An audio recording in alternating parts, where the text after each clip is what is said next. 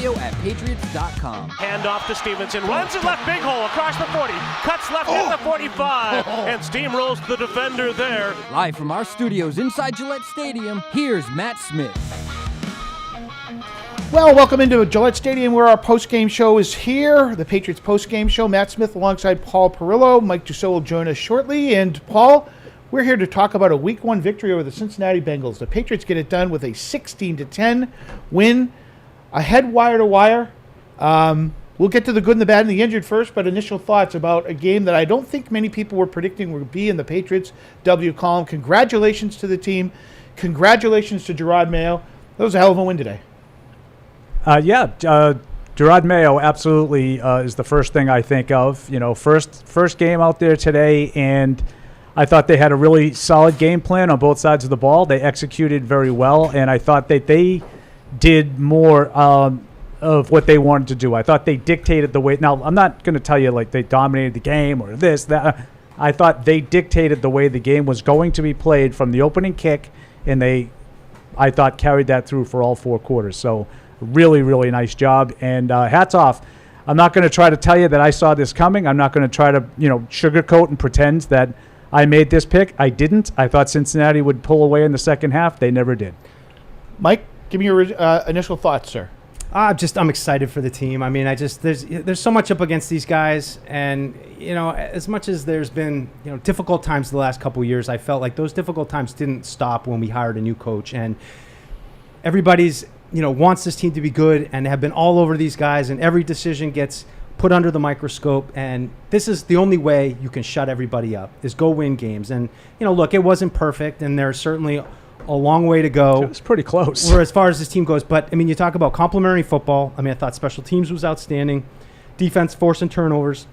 I mean, it felt like kind of an old school Patriots victory, and they overcame their shortcomings with strong run game, and when they needed to have it, they got it. So hats off to those guys, and I'm just happy to be looking at a Patriots win and just to have some positivity around this team, which feels like first time in a while. 855-PATS-500, the phone. We'd like to hear from you. Also, you can email us at webradio@patriots.com. Paul, this is going to be a tough week for your shows. There's been a lot of negativity. Not for my show. Felger's going to be insufferable after this win. A lot of negativity around this team, and I think we talked about it. Mike, I'll start with you at the beginning. During our pregame show, how were the Patriots going to try to win this game? And I think the formula wasn't fancy. I think everybody knew it was going to need to happen. Cincinnati was going to have to be a co-conspirator. They obliged, and the Patriots took advantage of it, and they leaned heavily on the run game and Ramondre Stevenson. Yeah, I mean, take your hat off to Ramondre Stevenson. I mean, those runs at the end where he's dragging guys. I mean, had that little fumble there, which was just like a brief moment, a glimpse of this. That's old Patriots stuff where we're in this game and then a mistake starts the whole thing unraveling. So great performance by Ramondre. I mean, there's so many questions of how's he going to fit into this run game, and for all those questions, I thought Ramondre Stevenson he pretty much was, I would say, 80% of the offense maybe today. I don't know more than that. Exactly what the number was, but he was excellent, and that's a great sign for them if they're going to be able to do this to a team like Cincinnati, who had some struggles against the run last year, but all on his own. I mean, we'll get to it, but I just thought he was unbelievable. Stevenson. Methinks Scott Peters is going to spend some quality time in the locker room after today's game. Now, where he's going locker to locker to his guys. They weren't perfect, Paul. Jacoby Brissett's probably got the bruises and the cold tub that he's going to need to show for it. But hats off to the offensive line, because they know that they needed to provide a push. The game plan was to run the ball, to lean on them. They used an extra offensive lineman in quite a number of different snaps today, but it paid off for them. Yeah, like I said, I thought Stevenson was unbelievable. I thought he just kept breaking tackles in the backfield. The sidestep on the third down, or it might have been a second down, that actually allowed them to kneel on the ball at the end. Yep. Just dragging Cam Taylor. There's two guys. I don't even know if they touched him. There's two guys that had him dead to rights in the backfield. Yeah. Completely unblocked, and just a little sidestep goes out the back door. This was I would say this is like I've seen Ramondre Stevenson move the pile. This was as shifty as I've seen him for a consistent amount of time. I thought, so there was some talk this summer, Mike, about him shedding some weight a little bit. I hadn't really seen any evidence of any added agility. Today I did. I just can't say enough about him. 121 yards and 120 yards. And he was the entirety of the offense. I mean, let's face it, he won the game by himself offensively. Do you give the line any credit on that? I know that was difficult On the in run? passing. Yeah, Okay. sure. It wasn't a train wreck. Do we get credit for that? Do we lower the bar that low? I think the bar was pretty low going into the game. So they raised the bar from that. It wasn't a train wreck. A lot of people thought it would be. I didn't. I don't think offensive lines are that bad. Like I said this a million times. I've seen Kansas City and Cincinnati go to the Super Bowl with worse offensive lines than what the Patriots are going to have. I think if you have good players like Ramondre Stevenson was today, it doesn't matter. Mike, he was great today. The decision to go with the extra offensive lineman, how much do you think that helped? And they were telling Cincinnati what they were doing. Yeah, I mean, I just think without a real blocking tight end, they had to do something. And, as I said in the pregame show, wanted to see Caden Wallace get involved. I didn't really foresee it being as the, kind of third tackle, but just to get him some experience today, I thought that was a positive. And I think they're showing a little bit of, how they're going to try to get things done with this offensive line. Quarterback, would you call that a successful managing of the game by Jacoby Brissett today? Yeah, I mean, made plays when he needed to make a couple plays. Yeah, he'll probably end up on the up list for me here in a minute. But yeah, just gutty performance, got hit a bunch, stayed in there. It wasn't overwhelming production or anything like that, but made some plays when he had to make the plays. And you just, that's Jacoby Brissett. I don't think anyone expected him to come in here and be Peyton Manning, but manage the game, don't lose us the game. One mistake that he avoided with that, near interception, but otherwise, I thought he was pretty good. All right, I would totally agree with that. I think that's a good. I thought he made enough plays and really gutty performance. Yeah. All right, you mentioned it, Mike. Why don't we kick things off, Matt, with a little bit of the good, the bad, and the injured.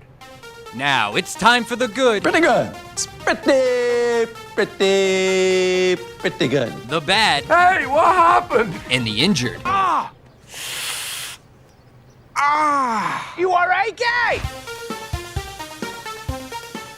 All righty, the good, the bad, and the injured. I don't know. Is there another order thing here that I need to memorize? No, we go just along? we just move around. We just Okay. move around on All this right. This one. one's just open to the group. Have we made it obvious who was really good today, and that was number 38, Ramondre Stevenson? Put him up there for the first one for sure. I mean, just a beast. And, it's funny thinking, too, back in, I think it was 2 seasons ago when Patriots offense had a lot of struggles. And I just remember him being a lone bright spot a lot during that season because of what Paul said, his ability to make things happen when there's nothing there. And so I thought a little bit of that was definitely on display. I did think there were a couple runs where they were well blocked, but for the most part, it was kind of, him trying to make a guy miss, kind of had that Jimmy White little, that little fake to the side and then cut up. Saw a little bit of that from Ramondre, but really good game from him. And he's got the game ball for sure.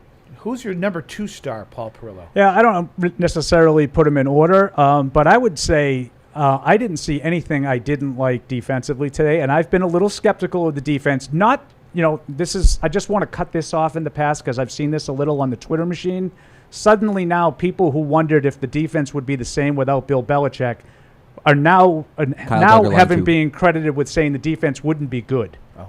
I never thought that would be the case, but they were outstanding today. We're going to get back to that in a second. All right, Patriots 16-10 winners in Cincinnati, and joining us now on the phone is safety Kyle Duggar. Kyle, congratulations on a great Week 1 win.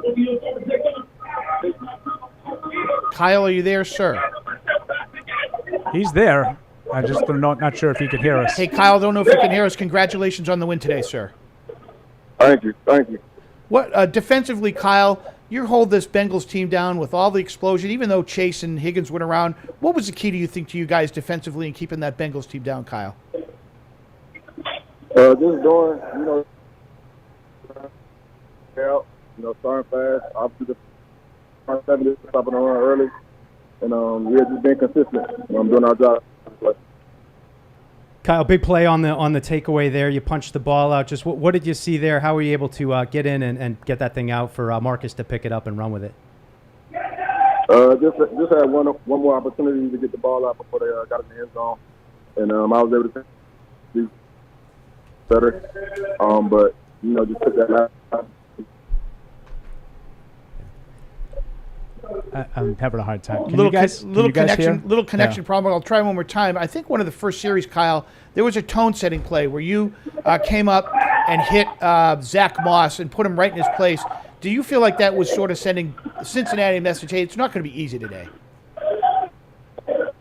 I'm not really sure, but I hope it did. But you want to do every play, so I don't know if the weather did or not, but I definitely hope it did. I can't hear it. I'm sorry. Okay, I Kyle, can't hear congratulations. Congratulations to the team. Coach Mayo, great job of getting the first win of the year. And we apologize, everybody. It seemed like we had a little bit of a technical issue there. Maybe bad cell service in Cincinnati in the jungle. Well, let's blame it on that.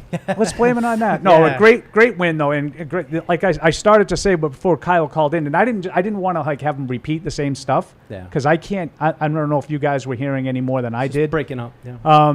But obviously his play on the goal line was Play of the game? was a huge turning point. It was a 10-point swing because it's 7 Cincinnati's going to get, and the Patriots end up getting 3 off of that turnover. But I just thought overall during the course of the day I didn't really notice, and this is part of my good, back to the our goods, just how sound the Patriots were. There were no real breakdowns. There were no things that looked like they were way out of position. I just thought that it was a really sound first impression for DeMarcus Covington. A big thank you to our partner, Microsoft Surface, the official sideline technology provider and laptop of the NFL and the New England Patriots that provides players and coaches with the tools to succeed both on and off the field. Check out the new Surface Pro, designed to keep up with you as the most flexible, most powerful 2-in-1 laptop and tablet out there at surface.com. We continue with the good, the bad, and the injured. And Charles Davis was talking about it. Maybe a bit of hyperbole, Mike. There was a lot of pregame discussion about Keon White. He delivered today. He's maybe not as much as Charles Davis had to say, but he was impactful on the field today, and his presence was felt. Yeah. The Bengals surely knew that he was on the field. I'm glad you walked me out on this plank, Matt, because I'm happy to be out on it. I was happy to be pumping the brakes a little bit on Keon White. I mean, I do think everything we said was valid.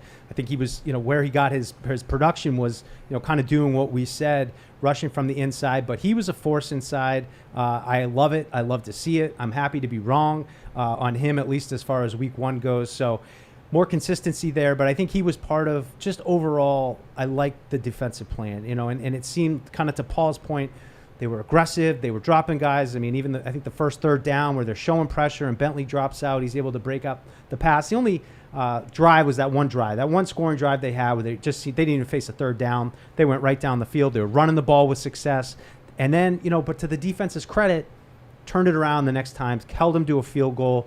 I think we all kind of thought that was going down to be a touchdown and a 1-point game at that point. So credit to them, though, and Keon White, great start for him. 2.5 sacks, not a bad first week for him. Yeah, I thought he was active, and the one sack that he had that he just completely caved in the left side of the right side of the Bengals line. He was on the defensive left side. The other two were just typical Keon White plays, like hustle, physical play, like fighting through the wash, and Burrow tries to scramble and he's not able to get back to the line of scrimmage. So I thought he was really good. I've sort of been a little kind of in between our colleagues, Mike and you, with Keon White. Yeah. I'm not necessarily seeing this, 16, 17 sack guy, this Aaron Donald in the making that our colleagues are making it out to be. And yet I'm not seeing what you're seeing either. Like, he's pretty active and he's pretty physical. Sort of looking to see if he can add some tools to the belt, as Evan would like to say, and he throws his cliche book at you. But yeah, I thought he was really good today. I think he was the one guy that stood out on defense. If you were looking for one guy, I think Mike has it. Yeah. Mike, you mentioned the plan. Dare I say their defensive game plan was almost Belichickian in nature. Everything was kept in front of them. Nothing got behind them. And here's the one thing that to me was refreshing to see, especially for a week 1 game. I thought the tackling, by and large, they tackled pretty well. Yeah, that's a good observation. There wasn't a lot of yards after the catch. There was yards to be had in front. They kept everything in front of them, but I thought they did a really good job of tackling, by and large, for the most part. Yeah, I think it was some of what they did last time, tried to do against Burrow last game they played him, where they played a lot of cover 2, tried to, stay deep, and he just picked them apart down below and still, threw for 375 yards. Like you said, though, without Chase and Higgins really being able to threaten that deep part of the field. It was interesting to me that they still seemed to approach the game that way against Burrow. I thought maybe they would be a little bit more willing to take some chances, but I thought they just spun the dial well. And I think that's kind of the ultimate Belichickian thing, is keeping the offense on their toes, not quite knowing if we're bringing, 4 guys, 5 guys, 6 guys, 3 guys. I thought DeMarcus Covington did a good job, especially at the end. You know, when it's like, all right, here it is. Like, you got to get a stop. So That's the drives drive. where they got to stop. You know, Like, because I've seen the Patriots have a good game plan before. They have some initial success. I think they had 3 3-and-outs the first 3 drives. After that, I thought Cincinnati did whatever it wanted until the drive with the game on the line. Yeah. Then Covington got it right back in gear, 3-and-out. Really, it wasn't like a hold on to your hat 3-and-out. It was, 2 plays that could have worked for Cincinnati, but they were sort of high level of difficulty. And then the third down play, I think Burrow. This is probably Burrow's only mistake, and then I don't understand how you can check down on 3rd and 10, cost his team about 30 seconds. No question. Of game time. It's a great observation by you. Throw Paul, the ball away and punt. You're going to punt if you don't have the first down, unless you're needing inches. So I thought that drive to me was more impressive than anything I saw defensively. You've sort of thrown everything at Joe Burrow, and you've kept everything under control. And now they've sort of figured you out. They know what you're doing now. Like, they took over the line of scrimmage. The last 2 drives of the first half, the Bengals moved the ball. One was the back-to-back touchdowns that weren't for the Bengals.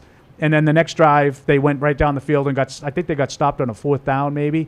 But they drove into scoring territory. Yeah. Then they scored a touchdown. Then they had another field goal. And you're like, of course, we're watching it. We had a new experience, Mike. We had an experience of watching a game live with Matt Smith, who evidently thinks it's still 1991. Matt was waiting for something bad to happen at all times. And I got to be honest with you, I thought sure Cincinnati would move into scoring position. Now, whether or not they got in the end zone, you don't know. But I thought for sure they would go 50, 60 yards and see what happens. I thought that stand by the defense was really impressive. Probably the most impressive possession I saw of the game. Yep. Okay. Who else? And I'll nominate one that's not sexy or anything like that. As we look at who was good on this game, can we not overlook the performance by the field goal kicker? Because he's on my list. Yeah, because I think as we said as we're watching the game, I'm not sure Ryland makes those kicks. Yeah. None of them were 49-yarders into a wind with precipitation or anything like that. All they did is just knock him down the middle. Huge plays. They got him into position to make the kicks. He made the kick. That's what your kicker's supposed to do, isn't he, Paul? Yeah. Now, I do think that those are the kinds of kicks that the kickers make, but he was perfect. Right. You can't be better than perfect. Correct. Yeah. Right? 37, 35, 32. You can't miss any of those. Yeah. But he didn't. And by the way, they were all right down the middle. Right down the stretch. There wasn't any Chad Ryland like, is that going to be in or outside the right upright? Yeah. No. Right. He nailed them all. I agree with Matt. He deserves to be on the good list. Yeah, I mean, I would put just the special teams in general because I thought special teams Bryce are very Behringer good today. Was excellent Terrific. today. I mean, a number of really good punts that helped field position. Joe Cardona, the new captain, getting down, forcing a fumble. I guess the only ding you can get is the rookie, undrafted rookie Del Pettis, jumping off sides on the opening kickoff of the first game of his career. Can I just tell you now, we have a lot more good to get to. Yeah. That's the only thing I wrote down from my bad list. Yeah. Penalties? No, just the opening kick. Oh, Penalties right, you're going to get some penalties. Right. You can't get a penalty on the opening kick for that. Right. Yeah. That was it. That's the only thing I wrote down. Yeah. Look, one thing. All right. Yeah, but just overall, where's my one? As Fred would say, where's my one? Nice job by Jeremy Springer. I just thought that whole unit and everybody was ready to go, and everybody did their job today, and it feels refreshing in a way that's kind of surprising because you didn't have to set the world on fire on offense today. Like, you didn't. And I think, probably Bill Belichick's going to look at this game and is like, well, the quarterback doesn't make any mistakes. Like, this is how we win games. This was the formula. This has been the formula. I hope they can build off of this and not have to rely on the formula as much. I was going to say, I'm going to save that for the second hour. So I don't think you can win a lot of games doing that. No, it's going to be hard to win. But in week 1 10. and a banged-up Cincy team, and you just need something positive to put all the talk of the summer and the spring behind you and say, all right, criticisms are valid, but still, this is a team that can win a game. See, Mike, now you're onto something, and we talked about that in the pregame show, I think, when Paul was doing one of his shows. It's when the coach, Elliott, whoever you want to put involved in this, wants to try to establish the culture. It's all great to talk about, we're going to do this. We're going to be transparent. We're going to do things a little bit differently. It's all great to try to do that. But the players need to see that you can win, besides just talking about it. They need to know that there's a plan in place that lets them win games. Winning today, not maybe playing their best, but doing things, being somewhat disciplined, and winning the way they won, I think it just gives them a huge shot in the arm that, you know what, maybe we can do this. maybe let us run through the wall for Jerod, like some of the players are saying. That's what that demonstrated. Yeah, well, to me that's today. I'm going to put Jerod Mayo on the up list. Absolutely. You had a team that was ready to go out. I wanted to play a clean game. I would call that a clean game. Yeah. I mean, 6 penalties, Paul. Is that what they had? As far today? as it goes, but none that I think really kills you. I mean, No. I maybe got to go look back. I try to forget about the penalties as quickly as possible. There's Mayo getting the splash down. But as I said in the pregame, wins at this point are worth their weight in gold. Yes. And I think who knows five penalties. 5. who knows how many wins you're going to have at the end of the season. But each one you get inspires a little more confidence, inspires a little bit more belief, inspires a little bit more buy-in from not only the players and the people inside the building, but the fans outside the building who say, is this a team that is going? I mean, you saw how some of these other teams today performed, and some of these other, teams that were underdogs by less than the Patriots were underdogs, I would add too. So I'd put Jerod Mayo on there. Really nice win for his team, and I think they looked like a well-coached team out there today. Correct. Paul, you said you had a long list of goods. Yeah, I up. disagree with you guys. I think the Patriots played an almost perfect game today. I don't think they can play any better than that. I have so many different things that I was impressed with. Let's go. We talked about Duggar. We talked about some individual stuff. I just thought when it was a play to be made, Jonathan Jones, like 4th and 2. Terrific tackle. Like, that's a great play. That's a game-changing play. Like, I know that they don't all come down. Like, Duggar strips a guy of the ball inside the 1-yard line. That's anybody who's ever watched a football game knows how important that is. But the change of momentum cannot be overstated with the play that Jonathan Jones makes. If that's a first down, since he's going to come away with the minimum points, but probably 7, they were moving the ball. And that's not an easy tackle to make in space. You made that comment, Matt, that the tackling was really good today for a week 1. I would actually say for the entirety of the game, both teams, for a week 1 game, there weren't a lot of missed tackles. Now, Cincinnati missed a couple In space. late in the game when I think they were going for the ball. I think they're trying to strip the ball and they quit. Yeah. I think they quit. They said the only way we can win here is if we force a fumble. But for the most part, the tackling in that game was really good. That Jonathan Jones 4th and 2 play was outstanding. Outstanding play by him. I literally could put every member of the defense on this. I thought the coverage was tight. A couple of plays there on the run that they hit some seams there, but for the most part, I thought they were stout up front. What a really good performance. At web radio at patriots.com. Are we moving too fast into this category right now? You guys let me know. A little bit. We're still doing the good, the bad, and the we are. injured. But so I just want to let you know that this guy Nate wants to know the defense was great. He didn't see Gonzo much on his screen, which must mean he did a good job. And I don't know if you would agree with that, Paul Perillo. I think he was fine, but he was on the screen 6 times when the 6 catches that Jamar Chase made. Now, it weren't game-breaking plays, but I don't think they sent him down the field the whole game. I don't think he was probably physically able to go down the field. Chase, I mean, not Gonzalez. Right. I think that Gonzalez was fine in this game. I didn't think there was anything wrong with him, but I didn't think it was an overly strong performance either. I thought a couple of those catches were short of the first down, and Chase was able to squirt through the tackle, pick up the necessary yardage for the first down. But it's also Jamar Chase. Correct. I'm not looking for 3 for Shutting 14. him down. Right. That was a really good performance by the defense. Marco Wilson gets a pass interference because he was out of position on the one deep ball that Cincinnati threw in the entire game resulted in a penalty. Right. And he knew it. But other than that, I'm hard pressed to find anything even remotely negative about anything on defense. Yeah. They were just really good. No, 200. How many yards? I lost it. Mike, how about you? No, I agree very much with with what Paul said, and I mean I think kind of what we're getting at here in this segment 224 yards total. Team win. Just it felt like a team win where it wasn't Absolutely. a couple plays. I would say to the Gonzalez point, he didn't really have one of those plays like you mentioned Jones had, where he came up and made a tackle, stopped the guy short. Felt to me like they were in a little bit of zone too. So I don't know, but hey, it's just a team effort, and I think at this point that's what you're looking for from these guys. Are they all on the same page? Are they well coached? Are they not beating themselves in week 1 on the road? They did. They checked those boxes. So it's something to build off of, but it's cool. It's pretty All cool. right. I would also say, we're back to Jerod Mayo. I think you, Mike, wanted to put him specifically. So you come out of the gate, right? Your first quarter of the Jerod Mayo regime, they outgained 107-17. That was the first quarter total. Now, it's one of those things. We all said Cincinnati generally isn't ready to play at the start of the season. Boy, did they not under look ready Zach to Taylor. play. And I think we all said it, but I'm not sure how many of us believed it. No, They weren't ready. they weren't ready. And the Patriots were. Yeah. And they exposed them. Check Mayo. Yeah. Check Mayo. Right. In the checkbox. So, again, I have a lot of stuff. Like, it's just. Well, it's funny you say, Paul. I did have. I guess I did have one X on Josh Uche. I think he got an offsides penalty. But otherwise, that and the Marco Wilson were the only two X's I wrote down on defense besides specific players of, that guy just screwed up. So, really good game. I mean, Jawan Bentley, I thought, was active. He continues to kind of be the heartbeat in the middle of this defense, and yeah, they were good. You're watching and listening to the Patriots postgame show, where the Patriots were a surprising 16-10 winner in Cincinnati over the Bengals today.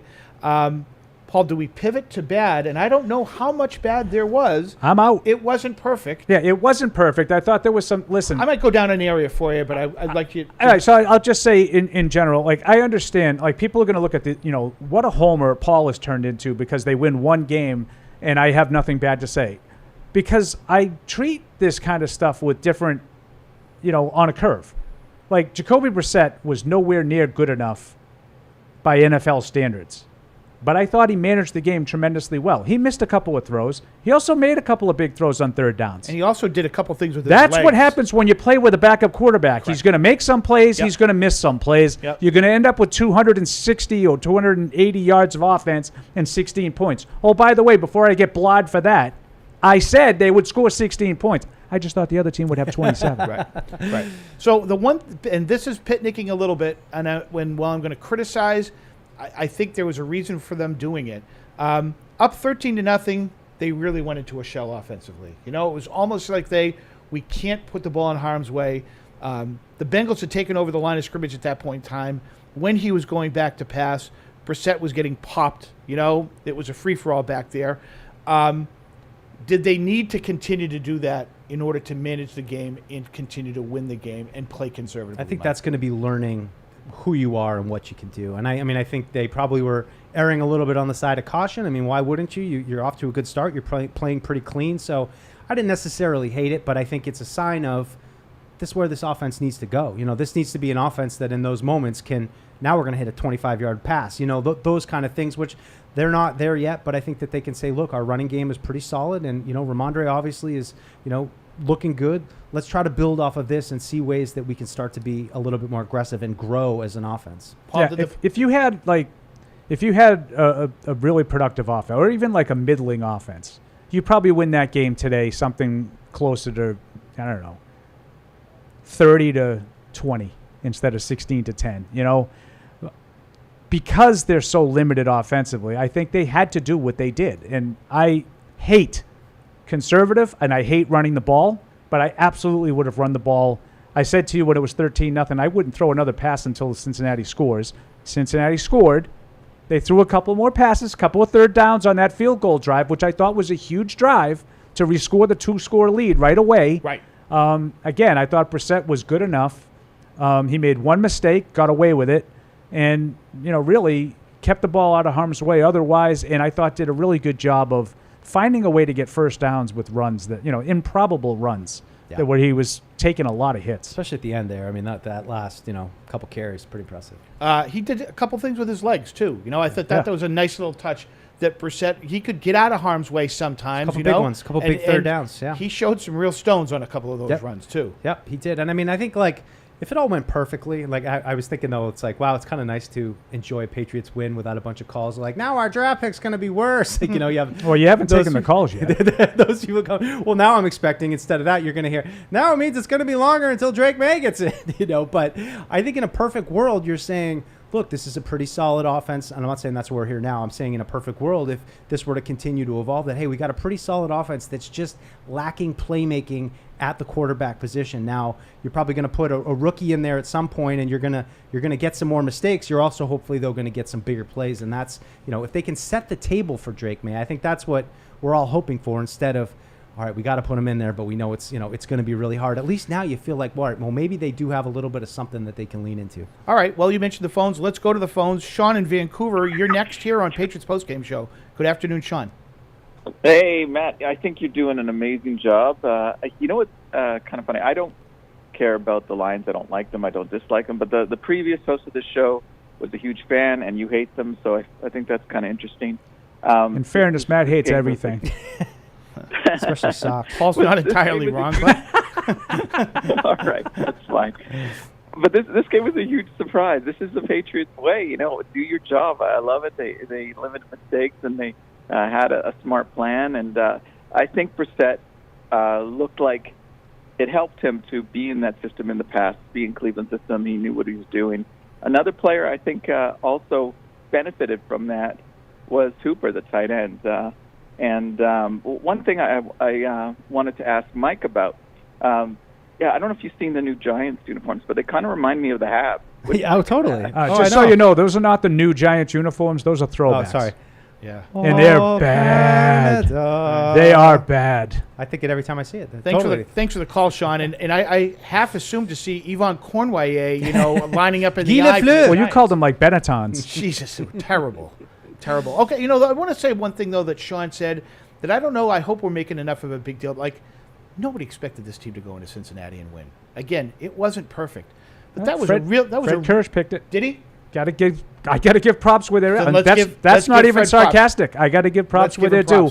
And a lot of people thought that this game was winnable. I was not one of them. I'm not going to pretend that I am one of those people that thought this was going to happen. I wasn't. Because of the roster, Paul, right? I mean, everybody knew that Chase was going to be somewhat limited. You knew later in the week that there was the game was going to get Higgins. played the way it got played, and I still thought the Bengals would win it. Right. I thought the Bengals would be sloppy as hell because Chase wasn't there the whole summer. Right.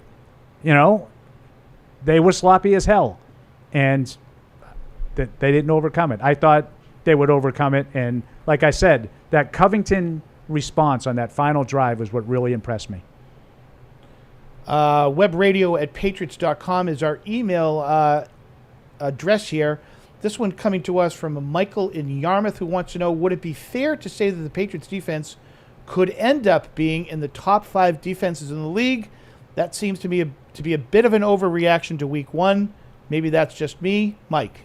I'm not going to get into. I still think they've got a ways to go. I mean, you just faced Cincinnati without one of their top weapons and a limited other top weapon and 2 new running backs and a brand new tight end. I mean, there were a bunch of new pieces for Joe Burrow today. So look, I don't want to take away any credit, but going forward, you're going to have to prove that you can play a team that has their full contingent and be able to do the things. And I'll even say, like today, I'll be a little more, and I get what you're saying, Mike, and I largely agree. I'll be a little more positive. Like today, yes.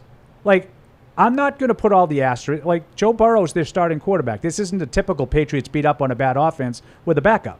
This was Joe Burrow, who's one of the best quarterbacks in football. Yes, he was missing some of his weapons, but they had guys out there, and Chase played well, for what he was asked to do, 6 for 62. But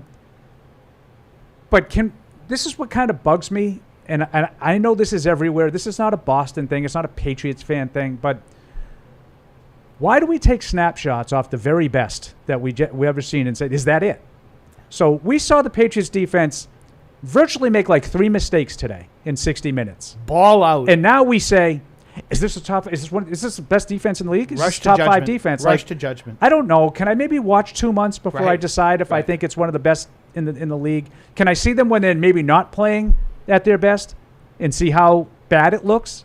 Or maybe can I see them when the game plan doesn't work out of the chute? Today's game plan on both sides of the ball, I thought, was excellent. Yes. Patriots moved the ball early, and they stopped Cincinnati from moving it early. Their game plan was outstanding. Well coached, out-coached. Can I see what it looks like when maybe they don't get it right heading into the week? Or teams- hats off to Mayo and Covington today. Right. And Van Pelt. Or when teams get a chance to see, let's see what this Keon White's doing. Where is he lining up? Let's see what put some tape out there, what they're doing. Back to the phones. Christian in L.A., you are next on the Patriots postgame show. Good afternoon, Christian. Hey, you guys, great. Patriots win. I will take it, no matter how, exciting it was. But I'll say this.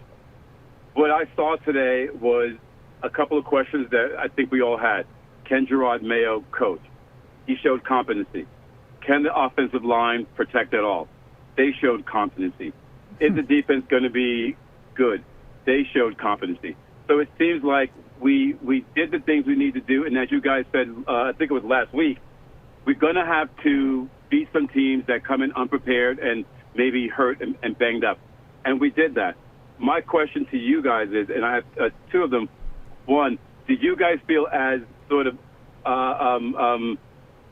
blank stared as I was with the wide receivers? It seemed like they didn't play at all. And it seems to me, once we do play a team that can stop the run, I don't know how this team is going to score.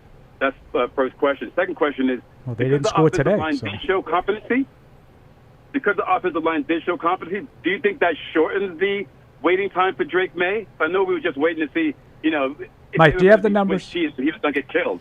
Right, Christian. Thank you for the phone call. I think Paul Perillo is going to object to your. No, I'm going to let Mike Dussault object to the competent on the offensive line. Certainly, pass protection was a problem throughout the day. Let's. And I think that's why they were so conservative, Matt. To your point. Yes, I agree with you. And which is why you didn't see much out of the wide receivers. To Christian's point, I didn't see anything from the wide receivers because they really weren't involved much in the game plan. And they really don't have any. Correct. I mean, I'm not trying to be mean here, but they have a bunch of complementary pieces. Jalen Polk, KJ Osborne, Demario Douglas. They're all capable. Tyquan Thornton showed up today with a couple of catches, but they're not going to make their living on the outside with big plays from their wide receivers. That's not how they're built. Correct. Emailer Cynthia saying, this was so needed. Yes, the Bengals were not at their best, but we have to admit our defense brought it, and we were better than expected. In all caps, this is hope. And I agree with her on that. Who's this? Cynthia. We're too dependent on Ramondre, and he needs to not overdo it, and their defense saw how much we needed him. It was an awesome start. That's 100%. Like, can we just do, I like Cynthia's approach there. Today, if we want to talk about today, there aren't enough superlatives. I think today they were outstanding in really all aspects. All three phases. I think that they played very well, yes. and even offensively, even though they didn't have any production.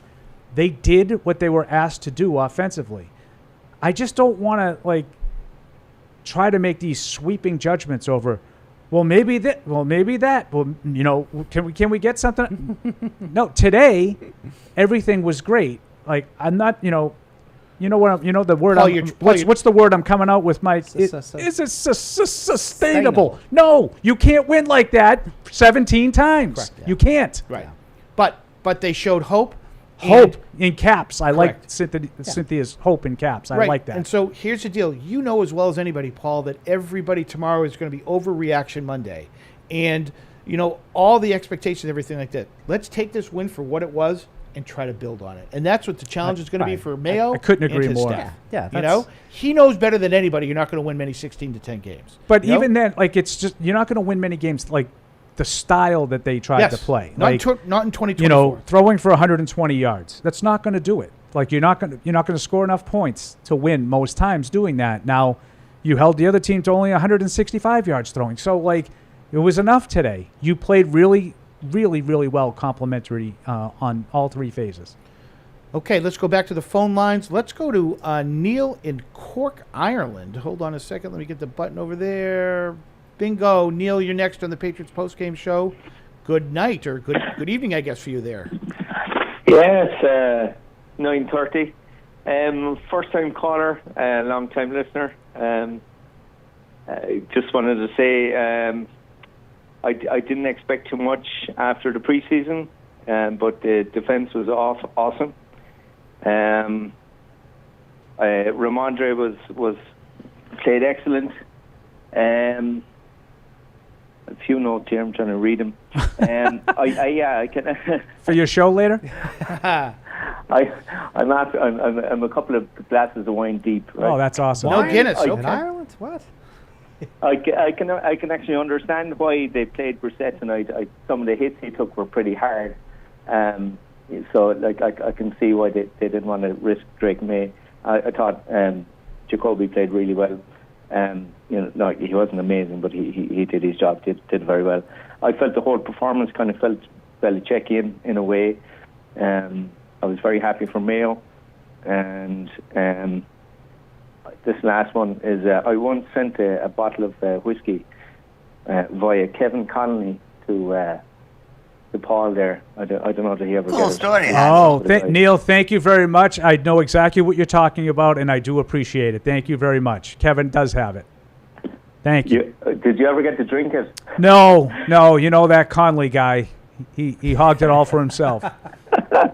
No, but that was a very nice gesture on your part. Kevin did tell me about that. Thank you. And Neil, thanks for the phone call. You know, he said something in that call, Mike, where he said, he didn't have a lot of great feeling after the preseason. We talked a bunch in the pregame show about, like, the preseason's over. We now see how this team, at least, they put out on tape how they want to play. I think they'd certainly like a little bit more production in the passing game. Let's all agree on that. But this is how they want to play, and they want to run the ball, and they want to try to create turnovers, take it away from you, and keep you out of the end zone. And so far, after 1 week, as planned. Yeah, I think the caller who mentioned the thing about the wide receivers. Like, I think that was very true. When the Patriots were able to get another drive together.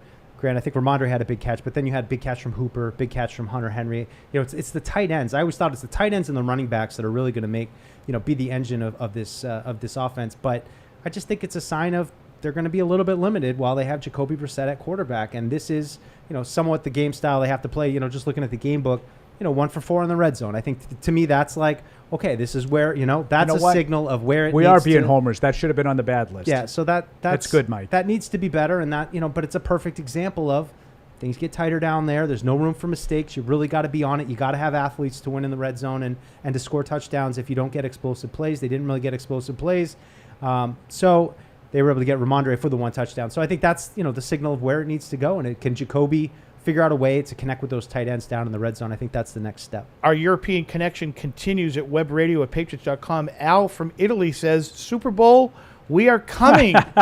Just kidding, but maybe we should hose him down a little bit. I think that's a little He was, too Joe. much. He's the one. Remember, he used to be less Andy, more Paul. So we like Al from Italy. With all the stuff, the hits, I have to be honest. Some of the hits that Brissett took today, like I've been really adamant about, like when it's about May. When May's ready.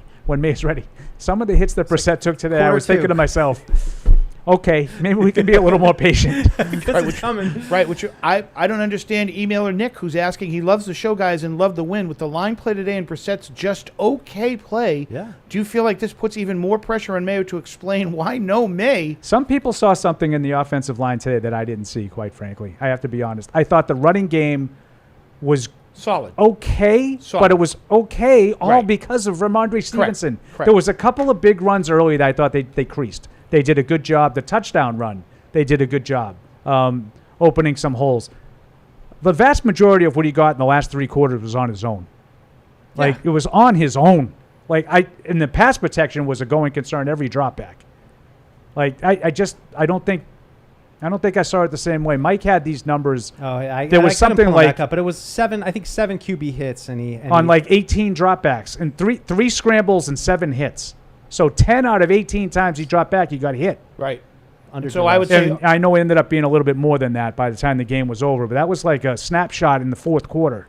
Right. I would say, au contraire, Nick, today's game showed me that's why you're playing Jacoby Brissett. And I've been correct. I've been on the other side. So again, this is me saying I was like some of the hits that Brissett took today would make me hesitant to just throw May out there. And unfortunately, if those hits continue, you may be he's going to get them. Yeah, you're going to get them rather than later. You be careful what you wish for on that one. I was trying to figure out what this is like when the last feel-good Patriots win was. And that's a good one, I Mike. don't know about you guys, but I think I'm going all the way back to the 29-0 shutout of the Lions in 2022. That might be the last time it felt like it wasn't, a B team quarterback or a team, they all got COVID or, all the kind of qualifiers that you used to get with some of these wins. Like, there wasn't really a feel-good win last year, and a lot of those wins down the stretch, Kyler Murray gets hurt, like the 3rd play of the game. You beat Miami's backup. You beat the Jets 10-3. Maybe 26-3 against the Colts. But, that's as far as you have to go back to feel like. Did Goff start for the Lions in that game? Yes. Okay, so I think that's an excellent job by you on research to go into the last time you felt like that was a good win. I would say Buffalo last year. Buffalo, yeah, that's there was the one time that Mac Jones, was able to come from behind. He led a late drive, and they were able to win a game that I don't think a lot of people expected. But to Mike's point, the 29-0 game against Detroit, the season was still a season. And that Buffalo win, the season was already over. You were already 1-5. You know, everywhere was the coach. Everywhere then, except right? for Patriots Unfiltered, the season was already over when Buffalo won. I remember, being told that the window was open at the time, and I said, no, it's not. But anyway, I thought that was a good win last year, the Buffalo win. It was That's early fair. enough in the season. It wasn't like the Denver and Pittsburgh games I wouldn't count because the season was really over at that point. Right. But the Buffalo game was early enough in the season. Would it make them 2-4, 2-5? It made them 2-5. I don't know. 2-5. There was still time, theoretically. But still, there was a cloud over it of and you just knew this. I think the thing with this team though is that you always had preconceived notions with a Belichick team or at a certain point a Mac Jones team, and I think at that point last year when they beat Buffalo, it was kind of like, well, that was great, but I've been watching this team for 2 months at this point, and this isn't changing my opinion of them. This, where everything was so unknown, just to see that Detroit game's a good one, Mike. Yeah, don't sleep on that Christmas Eve Denver game. Don't forget what the narrative was at that point in time. Lose by the scribes. Everybody was pissed. No, by the scribes. Oh, what are the scribes? That Bill still had the team. They're still playing hard for Bill. That was the narrative after that game. That was a decent win in Denver. It was a terrible win, though. We didn't want to win. Oh, it's not decent are these new Denver uniforms we're looking at on the Red Zone channel. Yeah, I don't love them. Yeesh. I don't love them. What are we doing? I do like the throwbacks. Is this getting you all? This is getting me all. I had a Steve Largent jersey of this nature. So credit to the Seahawks for bringing it. I don't think they're wearing them this next week though. That's unfortunate. That'd be pretty cool. Okay, webradio at patriots.com. Continuing with our European pipeline. This is Wayne from the UK.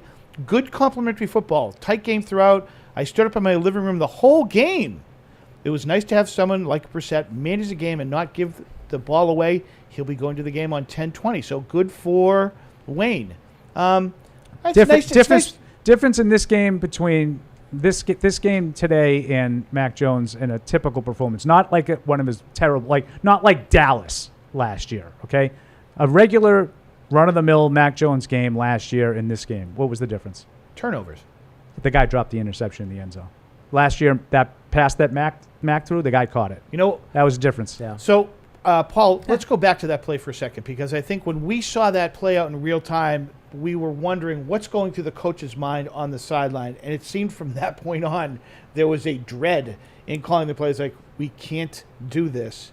We're now putting the only way we're going to lose this in game is if we turn the ball over. So we're not going to do that anymore. Especially in a position to take points off the board, which that would have done. Right. It would have left the game at 7-0.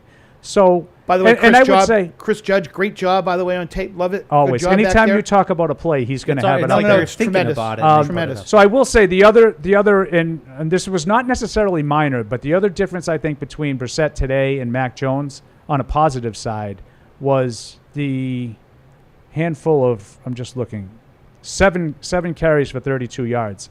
I would say 4 or 5 of those were valuable runs that you would not have gotten out of Mac question Jones. about it. No question about it. It also seems like the team likes Jacoby Brissett. See, now I don't know why you got to take it there. I didn't say. The 16, that's very much on brand. That's very much on brand to what they would have scored. Right. I think they averaged 15 last year or something like that, or 14, I don't know. David writes in and says, good to win. Cleveland Browns vibe for sure. Oof.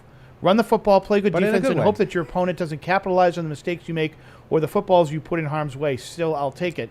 We just really talked about the only time that they put the football in harm's way, wasn't it? And from that point on, they refused to put the ball in harm's way. They did fumble. They were fortunate to get it back. Ramondre Stevenson had a fumble, and they had a near pick. But for the most part, when you're playing better than the other team, those are the breaks that you earn. Right. And they played better than Cincinnati for 60 minutes. This wasn't a fluke win. It wasn't a fluke win. Now, you want to tell me I'm not sure the Patriots can do much more than that, and I'm not sure the Bengals can play much worse than that. I probably would listen to that argument, but it was not a fluke win. Yeah. The Patriots played better for 60 minutes. No question about it. They were the better team for 60 full minutes. And I think after the last couple of years too, a refrain that I thought a lot is it's always a narrow path to victory with this team, and there isn't really, if you deviate on that line with turnovers or too many negative plays, they're just not going to be able to do it. It's like a back alley. It's so narrow. And I think that still exists. And, it's going to depend overall on the season with how many takeaways they got. A couple years ago, they got a bunch. Last year, they didn't get a lot, and that was reflected in the record. But of all the good things we saw today, it still feels like it's a narrow road to victory.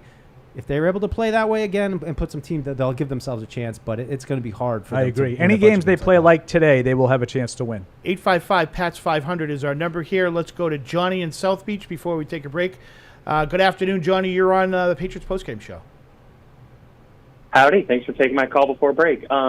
First of all, I was just going to bring up that near interception in the end zone. I wanted to shout out my boy, Hunter Henry. I feel like he turned into a cornerback midair and kind of caused that, or maybe the corner dropped it. I'm not totally sure. That was both. I think Henry made a nice play. I think the guy dropped it, but Henry was part of the reason why he dropped it. Right. Absolutely. Yeah. And he had that nice little catch across the middle kind of when they needed it. And I called earlier about the pass rush. Do you guys think my fears were allayed by the pass rush? I know, like I heard some good pressure today, but I couldn't necessarily see all the plays. Thanks for the call, Johnny. Mike, what did you think about pressure today? And I know there's a big topic of conversation in the pregame show. Mostly not great. There were some pockets of good, but I thought, mostly it was tough. The pocket was not always there for Jacoby, stepping up a little bit and had to squirt out a couple times. But, yeah, I mean, something at least to build off of, I think. Was he talking about the pressure they allowed or the pressure they created? I thought he was talking about the pressure. I thought early in the game, I thought the Patriots did a good job of getting after Burrow. They schemed up a couple. I thought the last three quarters, for the most part, it kind of went away. But I do think they were around Burrow a little bit and made him move. I think Burrow is a very underrated mobility guy. I think he runs well, and I think he avoids pressure pretty well. But I thought early in the game, they ended up with 3 sacks. But I thought early in the game they got the ball out pretty quickly. I thought, sorry. They forced the ball out quickly, Sorry for answering that question the wrong way. But, yeah, I would agree with Paul's assessment. Early on, it felt good. Some of them felt a little late in the down, almost felt like they took the first couple reads away from Burrow. And, then the pressure kind of played out as the down got later. But, it's more to be done, and I was big concern of that. And again, I'm happy to see them just causing disruption. Week 1 is in the books for the New England Patriots. 16-10 winners over the Cincinnati Bengals in Cincinnati. First career win for head coach Jerod Mayo. We're going to take a timeout. We'll be back with more of the Patriots postgame show after this.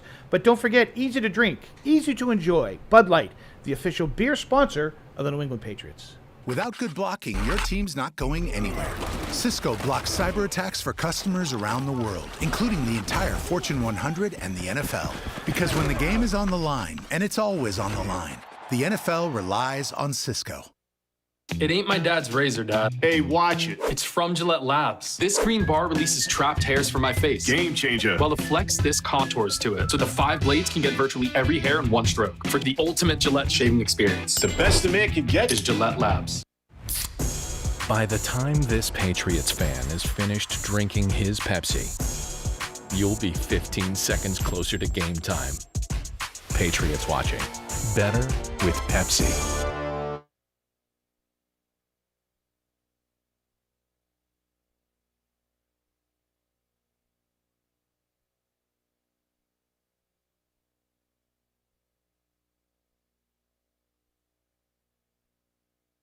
Without good blocking, your team's not going anywhere. Cisco blocks cyber attacks for customers around the world, including the entire Fortune 100 and the NFL. Because when the game is on the line, and it's always on the line, the NFL relies on Cisco. It ain't my dad's razor, Dad. Hey, watch it. It's from Gillette Labs. This green bar releases trapped hairs from my face. Game changer. While the Flex This contours to it, so the 5 blades can get virtually every hair in one stroke. For the ultimate Gillette shaving experience, The best a man can get is Gillette Labs. By the time this Patriots fan is finished drinking his Pepsi, you'll be 15 seconds closer to game time. Patriots watching. Better with Pepsi.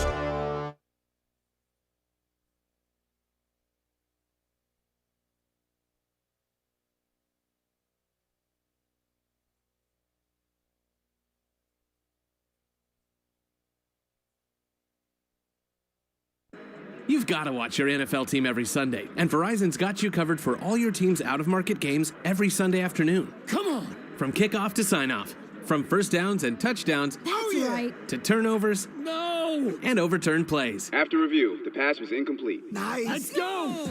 This season, win every Sunday with Verizon. Get a great deal on NFL Sunday Ticket from YouTube and YouTube TV and a new phone. Excludes digital-only games. Terms and embargoes apply. When someone accidentally threw away the school play costumes, oh no! Replacements were shipped with FedEx. And with picture proof of delivery, everyone could focus on the perfect opening night. FedEx, where now meets next. For residential delivery only. You've got to watch your NFL team every Sunday, and Verizon's got you covered for all your team's out-of-market games every Sunday afternoon. Come on! From kickoff to sign-off, from first downs and touchdowns to turnovers and overturned plays. After review, the pass was incomplete. Let's go! This season, win every Sunday with Verizon. Get a great deal on NFL Sunday Ticket from YouTube and YouTube TV and a new phone. Excludes digital-only games. Terms and embargoes apply.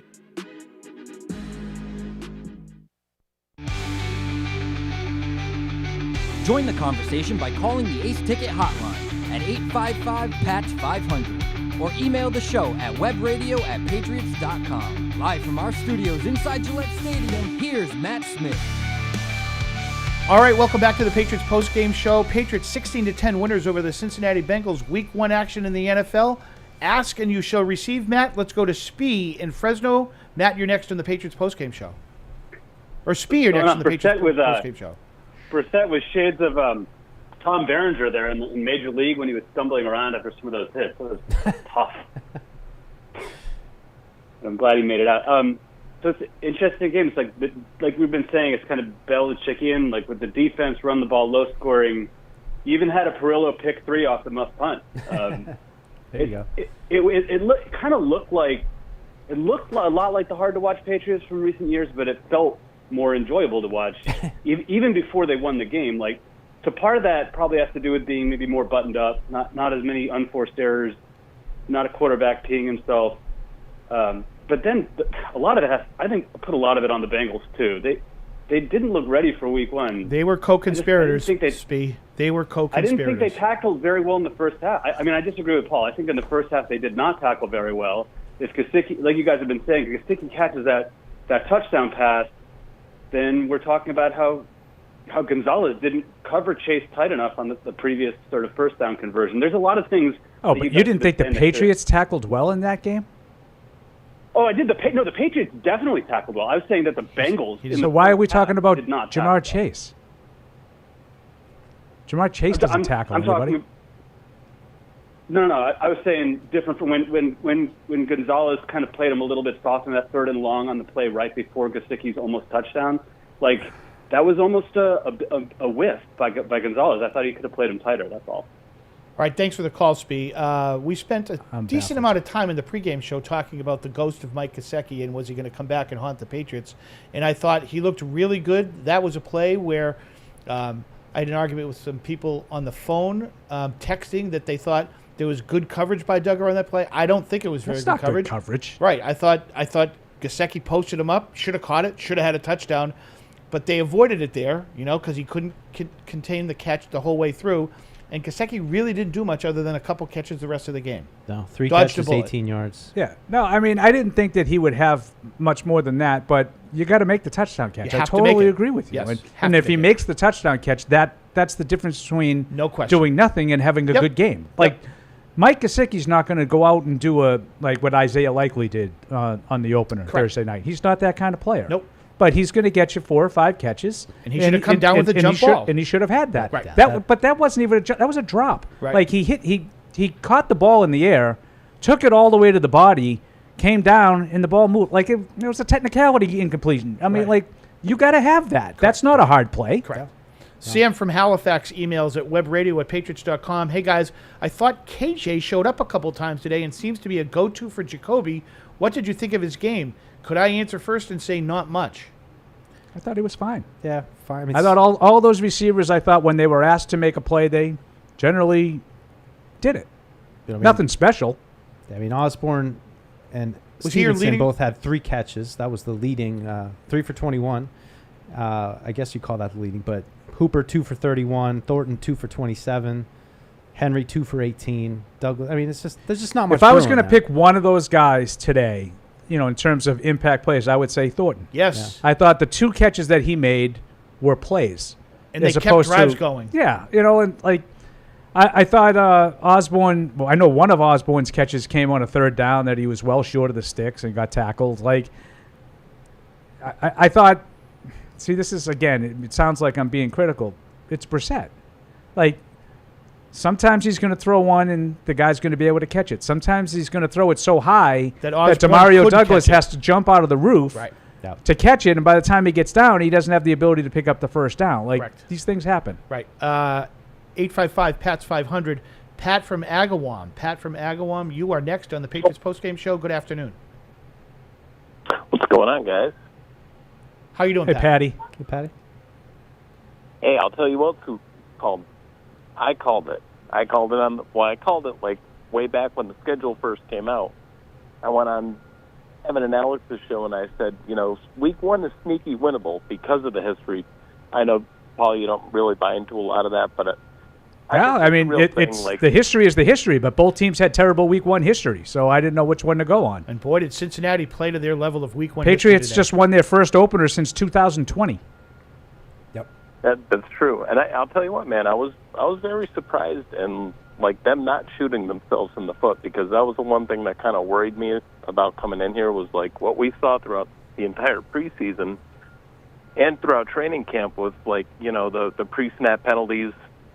It didn't show up today, which was really good. And I'll say this, if they can play kind of like they played today, they could be 2-0. Because Seattle, they're not that great of a team. But going forward after that, it's a rough stretch. And it's a good win. I'm not going to take anything away. I'm happy. And, I can't wait for next week. Let's go, baby. All right, Pat, thank you very much for the phone call. Cam in North Carolina, you're next on Patriots postgame show. Hi, Cam. Cam, are you there? You got a sound effect for me, Matt? Cam Acord? You got to. I did hit it. Hit it. Cam, are you there? Oh. Yeah. No, that's Matt Morrell's sound. Yeah. He was. I hit it right. I'll let you know when I make a mistake. All right. It's hard. Hardy used to drop my all the time. Huh? Oh. I think it was flat red. It's supposed to be blinking. But okay.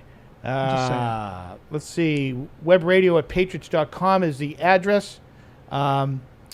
This is from Cynthia. This was a feel-good win because nobody thought we could do it. We have room for improvement, and we can get better by next week to take on the Seahawks one game at a time.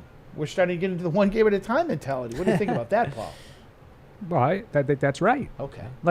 Let's not, make any sweeping like the last, Patty, go 2-0. Okay, I like this mentality better. It's a feel-good win today. They should have a very enjoyable flight home. Let's get ready for next week. Yeah. I love that. Agreed. That's why, in the past, when we said after watching Kansas City, playing the opener, looking at these two teams, right. Does any of that change based on what you saw today? No, it was. Now it's more about just all right, check one win off for this season. It's a really solid start, and it's just a jolt of positivity and reinforcement that any young team with a new coach needs and can build off of, because if you have all those new things and you lose a couple games and it's 0-2 and 0-3 and it's well, what are we doing? Is there a culture here? Not this. This win is not going to define this season by any means, but it is what it is. It's a good start, and I think we should be okay being positive about that without saying we're back in the hunt for the Super Bowl. If you need any more reason to be positive, I'm positive. Right, there you go. Take your cue. Okay, I'm positive today. Okay. 16-10, the Patriots were winners in Cincinnati, 1-0 on the season after week 1. Matt, let's go inside the locker room and let's listen to the coach, head coach Jerod Mayo, after his first win as an NFL head coach. Well, I thought the guys went out there and competed hard. We talked about establishing the run game and being able to stop their running game, make them one-dimensional. We did a good job with that. I'll say we still left a lot of plays out there, but we're going to enjoy this one on the flight home and get ready for next week. But very proud. My message to the players, they gave me the Gatorade shower and things like that. But, without them, I'm nothing. So, and I made sure they knew that. They crossed the white lines. I always talk about empowering the players to go out there and play. I always talk about awareness really being the number one thing and those guys taking ownership. So, all the praise goes to those guys, and they did a great job. Jerod, you've been waiting for this day for quite a while, obviously. What was your day like, and what was it like to walk off that field and go into that locker room with a win? Yeah, the day started off solid, just like any other day. Walking off the field, though, really getting in that victory formation, just kind of feel a rush over yourself. And I'm going to enjoy this one here for the next couple of hours, but, truth be told, it's what have you done for me lately type of business. So time to turn the page. Not trying to rain on anyone's parade, but turn the page and get ready for the next game. How would you describe the experience, Jerod, making those decisions, facing a fourth down, maybe thinking you might be in two-down territory? Like, how did you just find this stuff running through your mind and being able to make the decisions? It was just part of, I've been playing football my entire life, and I was a great Madden player back in the day. But I understand situational football. I would also say our staff understands situational football, and we talked through those things. And like I said all week, I have to make the ultimate decision, and felt good about the way it operated today. What can you say about your defense, the way they played today? Yeah, they came out on fire. We challenged those guys. Everyone's talking about, Cincy's offense and, how explosive they are, and they answered the call. Started up front. All those defensive linemen, those guys did a good job controlling the line of scrimmage. The second level players, the LBs, they did a good job coming downhill, a couple plays in the pass game. And then really our safeties and corners, those guys did a good job covering. So it was a total unit victory. You talked about the importance of the run game heading into this week. What did you make of Ramondre's season? I challenged Ramondre in the spring. I said, look, you don't get a lot of love, a lot of hype, but I've always believed that he's one of the best running backs in the league. And, when we signed him to the extension, there was no one more happy than me because I know what he's capable of, and he showed that today. He can catch the ball at the backfield. He can run, break tackles, and do all those things. So he's a great player. Jerod, since January, we talked to you about defense and run game. Those two things. Today you guys kind of hit that formula. What was it like to kind of see that come to fruition? Oh, it was great. It was great. You always come in with a plan. They say God laughs at plans, and what Mike Tyson says, everyone has a plan until you get hit in the mouth. But, in the first half, we were averaging 6.1 yards a carry and able to control, once again, the front. And, defensively, we did a good job against their run game. Until the second half, there were a few runs, but, started up there. Was there a moment in the first half? Next one. He has the next one. It's almost like double dutch. Y'all ever see double dutch? We're like hesitating to get in. Next one. A moment in the first half where you said we have this, so the coaches not allowed themselves that much. Sorry, A moment in the first half where you said, "Man, we got this." I would say the way we were running the ball. I felt pretty confident about that. That was, from the beginning to the end, really. Our offensive line, they did a great job, led by David Andrews and, Big Mike. Those guys did a great job. Having Lowe here as well, it was good to, get him in the game. And they were moving bodies, and that's what it's about. And so when I talk about fundamentals, that's part of it. Defensively, block destruction. Offensively, opening up gaps, opening up holes, and those guys did that today. Nope. I got you. Right. David Andrews just mentioned that Robert Kraft's first win as an owner came here against the Bengals. I'm going to assume he didn't know that unless it was mentioned in the locker room after the game, maybe with Robert in there delivering you a football. Yeah. What is that? It was special. It was special, and I just want to thank the Kraft family, Robert, Jonathan, all of them, Danny, all those guys, Josh, just for the opportunity and really for not really getting in the middle of anything that we do football-wise. They've pretty much turned the keys over to Elliot and myself and the rest of the staff, and I'm just appreciative of the opportunity, and I'm glad that we came in here today and represented the Crafts in a good light. Coach, you mentioned Jacoby Brissett's decision-making and ability to protect the football. What did you think about his effort? Sorry, say it again. Jacoby Brissett, you mentioned his decision-making and how important that was with him as a starting quarterback. What did you think of his effort? It was great. It was great. He made plays with his legs. He made plays with his arm. And, he just played he's a tough guy. I'm telling you, he took some hits in the game. I'm just like, man, get up. But he did everything that we asked him to do in the week, and we came out of here with the victory. Are you guys for souvenirs, Jerod? Are you going to keep anything from the game? Did they give you a ball? Yeah, Mr. Kraft gave me a ball. So Are you going to keep them? absolutely keeping that one. And then I also gave Elliot a ball. So I think it's a special moment. Who do you think of, when it comes to this first win and what it means to you and your family, just people that have helped you along those journeys? Yeah, a lot of people talk about how they're self-made and things like that, but we've all had people that have helped us along the way. And, I definitely think about my family. I think about my grandparents. I think about my Pop Warner coaches and all the people who instilled not only the X's and O's in football, but also just how to operate in life. And one thing, you guys would notice about me, I mean, you can write whatever you want to write. I'm pretty much like stoic. I'm stoic. I try not to get too high. I try not to get too low. And that's always been my mentality from a little kid up until now. That was my first Gatorade bath, yeah. It was cold. It was cold. I felt worse for my shoes. I was like, these are done. Ladies first. No, go ahead. You guys were betting underdogs in all 17 of your games. I think you were a very popular survivor pick.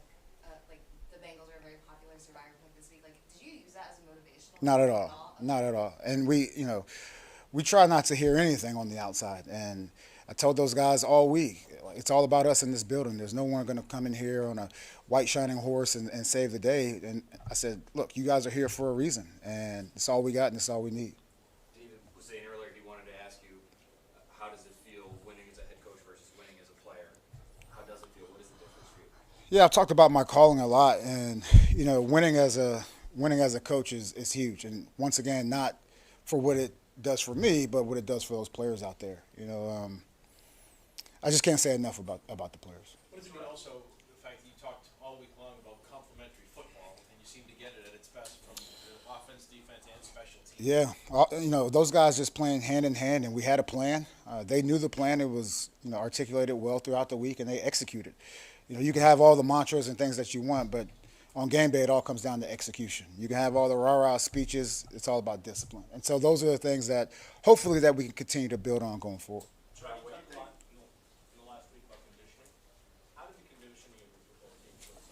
Yeah, it showed up. In the run game, it was just like, hey, keep going.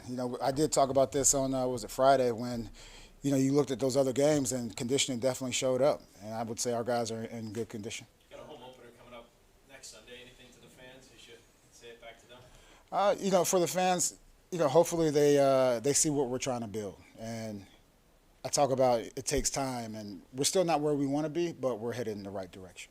Jerod, do you think your decision to be pads a lot, ground player starters in the preseason, do you think that showed up today? I'm not sure. I asked some friends like how the Ravens and how the Chiefs practice and how their camp went, and it was like total ends of the spectrum. And I would say those were two teams where I was like, man, they're getting tired here, and that's why I was so heavy on that with our team. I'm not sure to answer that question. How do you sense about your decision, Jerod, that you were able to run the clock out late, where they kicked the ball back to you basically, you run it out? Yeah. I mean, there comes a point in time where they know we're going to run it, we know we're going to run it, and all the fans know that we're going to run it, and we're going to have to pick up 4 yards. And that's the challenge that I always offer to those guys. And, look, it's really man-on-man in those instances. It has nothing to do really with X's and O's. It's about, dominating the player across from me, and those guys did that. Two final questions, guys. Defensively, how did you... Why you keep doing that? No, go ahead. I was just going to say you admitted to being stoic, but what other emotions would you reveal? Are you happy inside? Oh, I'm absolutely happy. I don't want you to take this whole stoicism as being unhappy. That's not what I'm saying. I'm definitely happy to get out of here with the win and happy for the players in the organization. Last question on that passing game for the Bengals. Barrow completed a lot of passes, but he's under 6 yards per attempt. I don't think he really hit one down the field until late to chase. How did you guys do that? We just kept it moving. We ran a bunch of different coverages, a bunch of different fronts. And then there in the second half, there were a lot more, quick passes. They were trying to get him in a rhythm. That's how I felt. That's how I was seeing the game. And, he had a couple of big plays, but we said, look, if we win the turnover battle, we don't give up big plays, I will be okay. Make these guys drive it, and that's what we did. Thanks, guys. How do you not feel good for Jerod Mayo, huh? Congratulations, man! That was great. You get your first win. That's huge. Yeah, Absolutely. Game ball. He said he gave a game ball to Elliott Wolf. I like to hear that. It was refreshing to see and refreshing to hear. It's fun to see a guy who's new to it. I mean, we saw a coach who's been there, done it all in the league, and now you're seen it all. Seeing a new guy and what it's like to finally get that first one, which is a nice thing to check off. But as I'm sure Jerod will tell you, this should just be the start, and it's good to get this one out of the way, but now it really begins, Right. Coach who uses the word stoicism in his post-game press conference. Didn't usually hear that too much. I thought it was interesting to hear him talk about also challenging Ramondre Stevenson. And I think that was all part of the, when they re-signed Ramondre, okay, we're going to give you the money here, but it's not without, some expectations that we need to have met here. And certainly after 1 week, he answered the challenge. Would you say, Mike? I would definitely say so.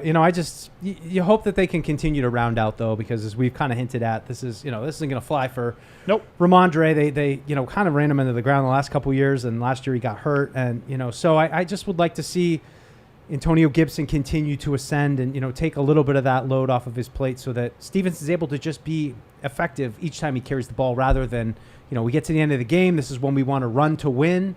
Let's make sure we have Ramondre fresh and ready to go. And I would say also, we talk a lot about, well, no one really saw this coming. The Bengals are a Super Bowl contender, and people didn't. So the one thing that a lot of people talked about this week was the Bengals' 31st rated run defense coming off of last season. They really didn't do a whole lot personnel-wise to address it. We had Jeff Hobson on in the pregame show, and that's the first thing out of his mouth was, can the Bengals stop the run? They know the Patriots want to run the ball. And the answer was no. They couldn't stop the run. That's why the Patriots won the game. Yep. Jerod said it towards the end. They knew we were going to run. We knew we were going to run.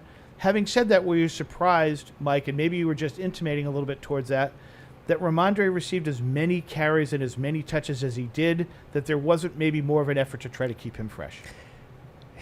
Not really. I mean, I based on how Antonio Gibson ran, I think based on what I saw from Antonio Gibson, which was a clear difference in what they were able to accomplish. Which is another reason why I give the credit to Stevenson more than the line. I mean, I think that's, to me, is you got to lean on what you got. And at this point in the game, at the end of the game, that was what they had. So to go with him, and I'm just glad he was able to come through. We've seen a couple times in his career having mistakes in situations like that. I mean, I don't want to bring up the Raiders game a couple of years ago, but you know what I mean. And with the Stevenson, the Stevenson game, 25 is a big number for carries, but how many carries did he have in the last 3 minutes? 7? He probably carried the ball in the last 6, 7, 8 plays of the game, whatever it was. So Mike says it all the time. You throw to get the lead. You run to win. Throw to score. Throw to score. Run to win. I thought somebody said they did not 25 carries today in the pregame show. I'm sorry. Sorry, a little crick in my and I would say that's kind of, that's the only way they can play. Yeah. Like I said to you, they're throwing too much. Yeah. You're right. Every time they drop back, I thought it was on the verge of disaster. Jacoby Brissett, a bit hyperbole, but he amazingly avoided, I don't know, 4 sacks today, just by squirting around the pocket, moving up, moving around, getting out of the pocket, throwing it away. I think they were skirting with danger all second half. And as long as they had the lead, there was no need to do that. Just keep running to Ramondre Stevenson. Speaking of hyperbole, webradio at Patriots.com, Javier asks, do we have an O-line for real? Check back in a few weeks. Yeah. I just don't, I don't know. I just can't, I guess I can't be happy. No. I have a problem. Continuing with the emails, Tony from Canada. I'm happy with the win, especially when it comes to the play the offensive and defensive line, but let's face it, the biggest reason we won was the turnovers. I don't think enough is being said about the fact that we won because we didn't turn over the ball, whereas the Bengals did.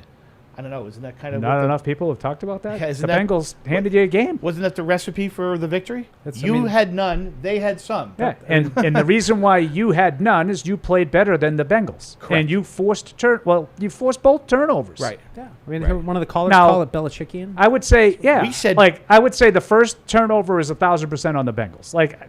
I know that Duggar makes a nice play to swat the ball out, but why is the guy reaching the ball up in the air? What was he trying to do? Right. Weaving through traffic. You have the first down. The worst that's going to happen here is first and goal from the 2. Right. Now, I think there was virtually no chance he's not getting in the end zone. He's got a full head of steam going straight to the goal line. Even if someone meets him, he's going to go in the end zone. Just tuck the ball away and don't fumble. And the guy puts it out up above his head, I think, at one point, or at least even with his head.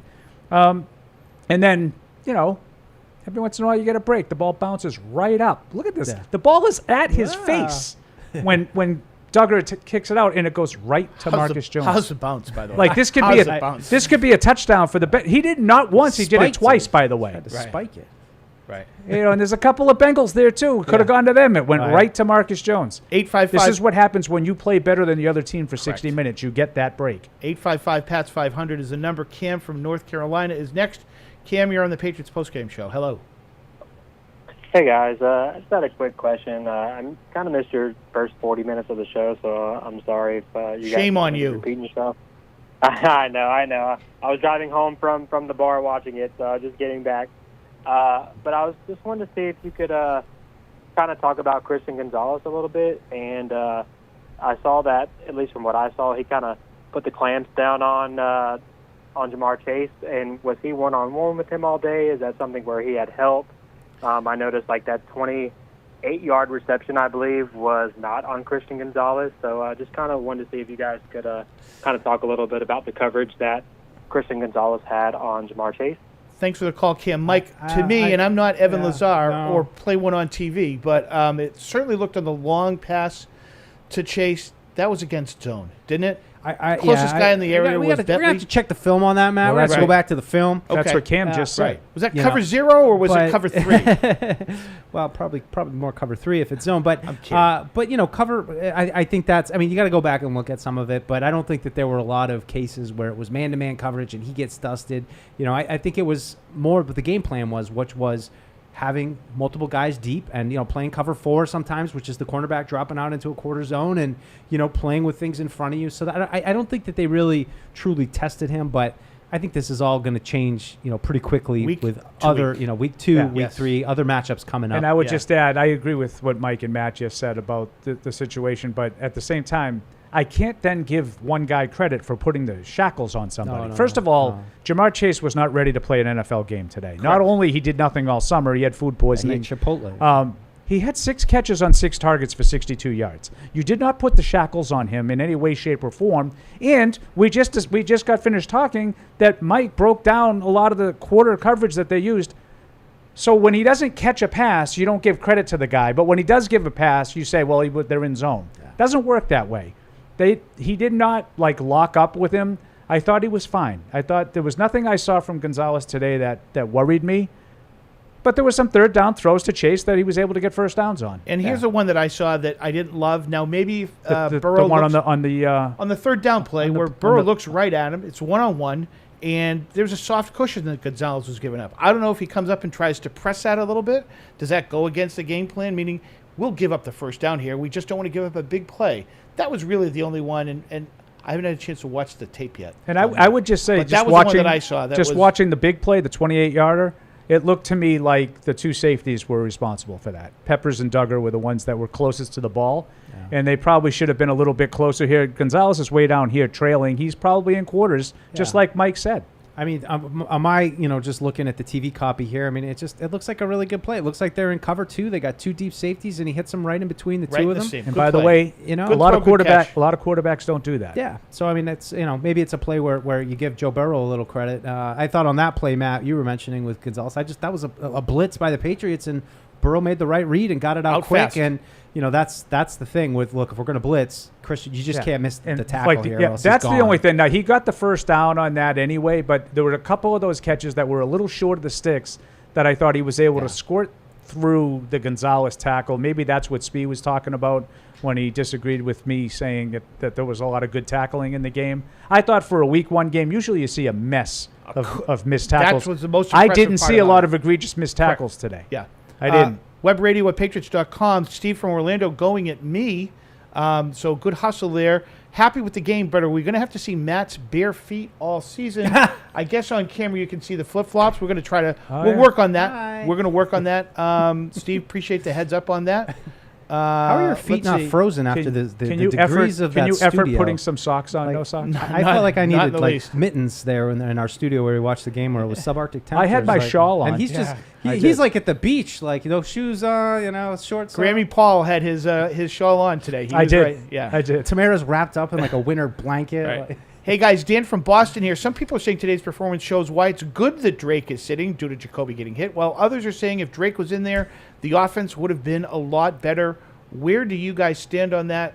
I'll go first and say today was Exhibit A why Jacoby Brissett was a starting quarterback. Yeah, I think that's the right way to put it. I mean, you saw some of the plays where it seemed like Jacoby saw blitz coming and, was able, I think, at least to unload it off to Hooper. But I don't know what it would have looked like. And I'm not going to play that game. Like, I think this is the right decision. It was the right decision to start Jacoby Brissett this season. And, we'll see how it goes over the next few weeks. But like you said, Matt, I think this is the kind of game where he didn't kill us. He didn't lose the game. He kept it manageable and made enough throws that the Patriots got to win. It was what you were hoping for from him. Yeah, as long as we're going fantasy land, I'm going to say they would have scored 40 points today had Jerod Mayo shoot. scored.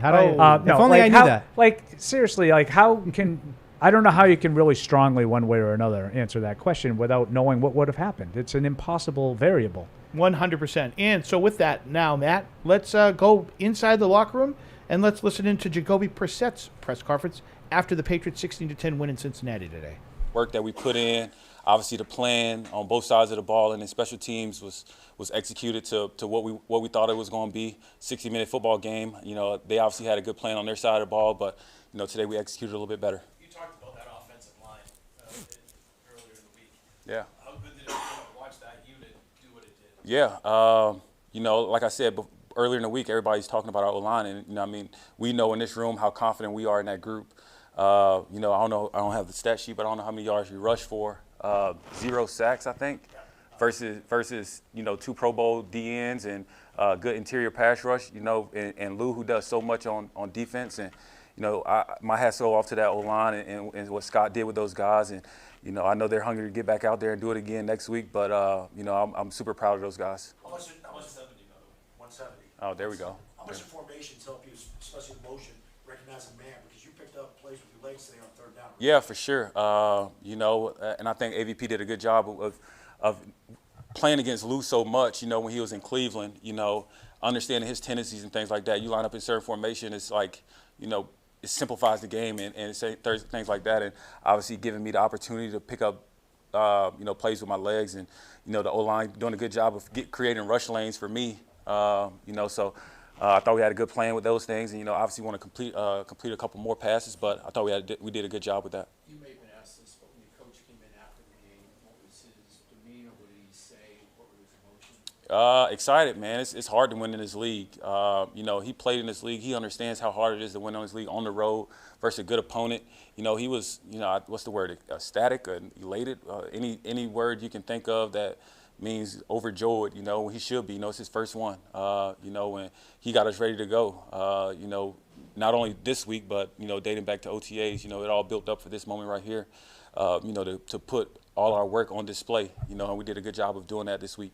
Jacoby, how validating is a performance like this today of all the work that you guys put up in leading into this game? Yeah, and I think we got to a certain point in the game, and we said it before the game. It's like it's going to be a certain point in the game where we're just going to overpower them. We're going to just outcondition them and do all the little things right more than them because of all the work that we put in.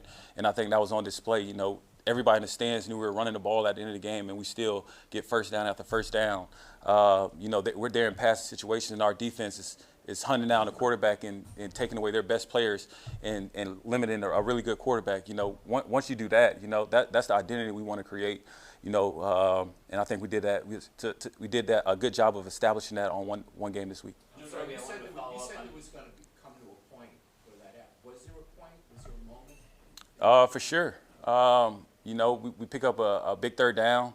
And we get back into our big personnel, and they see Big Layden coming on the field, and they know we're about to run it. We ain't throwing the ball out of that. And the runs didn't change. We went downhill, and Mondre was like, man, just give me the ball, let me run downhill. And AVP did a good job, and I think he does a really good job of trusting us out there. And we talked about communication, and one of the main things was being honest out there. And when Mondre was like, I don't want to run outside zone anymore, I want to run downhill, and that's what we did. And obviously some of the early in the game, the outside zone stuff was working. Then we hit them downhill, and they haven't seen those looks, and they're gashing them. Jacoby, I want to follow up what you said about the defense helping out and keeping you in this game. How did it allow you guys to run the offense, knowing the defense was going to come out there and get the ball back for you? Yeah, I mean, it was just what our game plan was establish the line of scrimmage, run the ball, stop the run, take away their big players, and keep converting third down, stay on the field, and score points when we get down there in the red zone. And I think we did that, and obviously got to get a little better at the sudden change part of the game. after the half and starting a little faster after the half. But, I think our defense did a great job. I think it got to the second quarter before they got a first down, I think. And, we do that, man, we're going to be all right, and hats off to our defense. They did a hell of a job. And I know those guys I know the work that they put in this offseason as well. So, I'm just super proud for the guys, super happy for them. Jacoby, a little while ago, Jerod said that he told Ramondre in the offseason, you don't get a lot of attention in the league, but you're one of the better backs in the NFL. You've been around a lot of good running backs, including one in Alex's system. Yeah. How good do you think Ramondre can be in this offense? Yeah, I don't want to say the sky's the roof because that'll put a limit on it. But, it was definitely fun turning around and handing him the ball and, seeing the patience that he runs with, the aggression he runs with, how fast he was. He was pulling away from DBs that had angles on him. And, he's just such a smart back. I'm excited to see, how this progresses, in this offense. Man, it was just a lot of fun to watch him play. Jacoby, you go back to, two final questions. What you did against Washington against the Jets and the Rams last year, kind of looked like you continued that here. For you, though, you're all about the team. What was the circle of life moment for you to make this start as a Patriot quarterback first since 2016 and get out of here with it? Yeah, man, I think I cried 3 times before the game. I cried when I got to the stadium, cried when Mayo came up to me and before the game, and he started laughing. He's like, man, you're about to win us this game. You're about to ball out. And, I had never heard that from a coach, and that meant a lot to me. And then I cried when I got out there and we were going out there on offense. But, my emotions were definitely high. It's definitely a moment that, I just can't take it for granted. These things don't come by often. And like I said, I don't take it for granted. Jacoby, last question, guys. In 2016, there was that shot of you after you scored coming off the sideline and handing the football to the coach. Today, watching you. I didn't score. Well, in the handshake line, you had the football. Yeah. Tightening against your body. Where'd that ball go? What does it mean to you? I kept that one. Mayo got a game ball, though, for sure. His first one, which he deserved. Like I said, I don't think people understand. I think it's like the plan that he put in place with us this week, and the work that he, foresaw for us to get to this point, like nobody believes in us, he just kept on preaching the people in this room are the ones that matter, and that came to fruition, like I said, coming on the road versus a good team, week 1, new head coach, new offensive coordinator, new defensive coordinator, all these things that stacked up against us and none of that mattered once we got between those white lines, and once we got on that plane to come here, the vision was clear, and the communication was clear, and we came and executed that plan. Thank you very much. Yep, thank you. Have a good one. Jacoby Brissett, quarterback, who helped the Patriots to their first win of the year, 16-10 victors in Cincinnati. We're going to take a break. The Patriots postgame show is presented by DraftKings. And don't forget, stay tuned because you'll hear more about DraftKings and all it has to offer throughout the show. DraftKings, the crown is yours. We'll be back right after this. Without good blocking, your team's not going anywhere. Cisco blocks cyber attacks for customers around the world, including the entire Fortune 100 and the NFL. Because when the game is on the line, and it's always on the line, the NFL relies on Cisco. It ain't my dad's razor, Dad. Hey, watch it. It's from Gillette Labs. This green bar releases trapped hairs from my face. Game changer. While the Flex, this contours to it. So the 5 blades can get virtually every hair in one stroke. For the ultimate Gillette shaving experience. The best a man can get is Gillette Labs.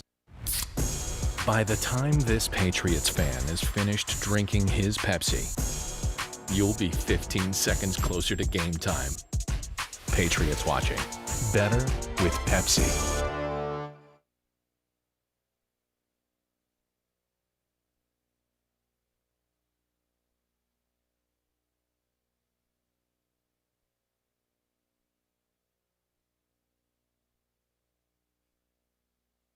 Without good blocking, your team's not going anywhere. Cisco blocks cyber attacks for customers around the world, including the entire Fortune 100 and the NFL. Because when the game is on the line, and it's always on the line, the NFL relies on Cisco. It ain't my dad's razor, Dad. Hey, watch it. It's from Gillette Labs. This green bar releases trapped hairs from my face. Game changer. While the Flex, this contours to it. So the 5 blades can get virtually every hair in one stroke. For the ultimate Gillette shaving experience. The best a man can get is Gillette Labs. By the time this Patriots fan is finished drinking his Pepsi, you'll be 15 seconds closer to game time. Patriots Watching. Better with Pepsi.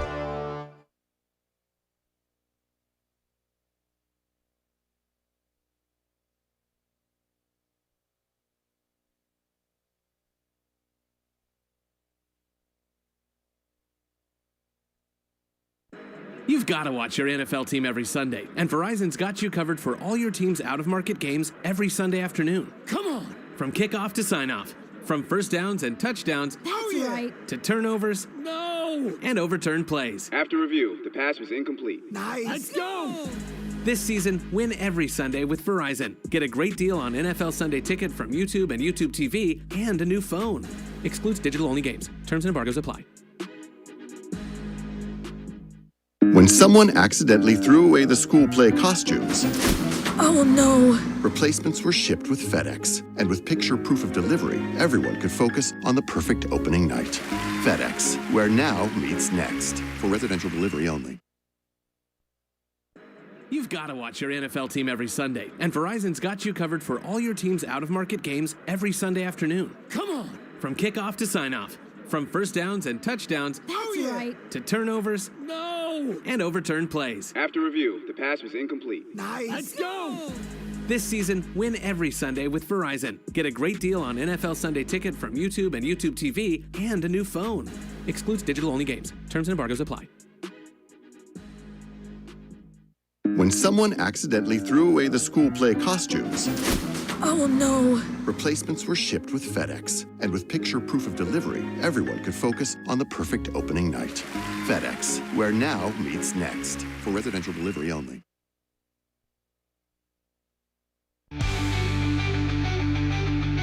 Join the conversation by calling the Ace Ticket hotline at 855-PATCH-500 or email the show at webradio@patriots.com. Live from our studios inside Gillette Stadium, here's Matt Smith. And we are back with the Patriots post-game show presented by DraftKings. We will get back to the phone lines here in a second, but before we do, Mike, you have the stat of the game, and that's sponsored by... Oh, it's not sponsored by. We should let Murray Cole know that so that we can get a sponsor for the stat of the game. But anyway, I don't know if treat this- us, please, to the stat of the game, Mike. Look at the new host I know, throwing he's funnies already- in the middle of the right? show there, out of unscripted funnies. I like it. Humor allowed. Let us know when Jaws talk can be. I don't know if this is a stat of the game, but I just thought it was interesting. Take you guys back 8 years ago to September 22nd, 2016, which was the last time that Jacoby Brissett won a game for the started for the Patriots. Patriots. How many days has it been, Paul, since Jacoby Brissett, in between two starts, winning for the Patriots? Was that was the last time he started a game for the Patriots, you said? Started or won a game, because he didn't win another game for the Patriots. Well, he lost either, the did next week when he started. Against Buffalo. All right, so we'll just say win a game. That's the last time he won a game. for the Thursday night Patriots. against Houston.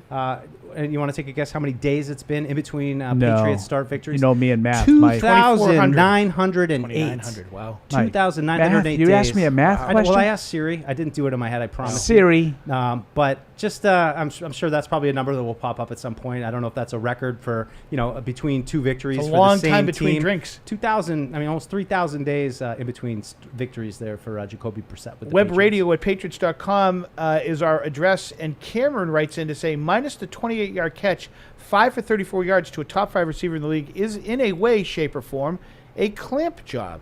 Whether it was Gonzo or team effort, they kept him under control. But the point is, you can't credit Gonzo if you don't discredit Gonzo when he gives up catches. Like, you can't say he clamped him on all the plays that didn't go to Jamar Chase, but all the catches that he did have, he wasn't involved in. Like, that's all I'm saying. If you want to say he played a man-to-man the whole game and gave up 6 for 62, I'd say that's a good job by Christian Gonzalez. But I don't think that But was the people are plan. saying he didn't cover him on the catches. Right. That's the thing that I'm pushing back on. That's fair. Some of the catches he was involved in. Right.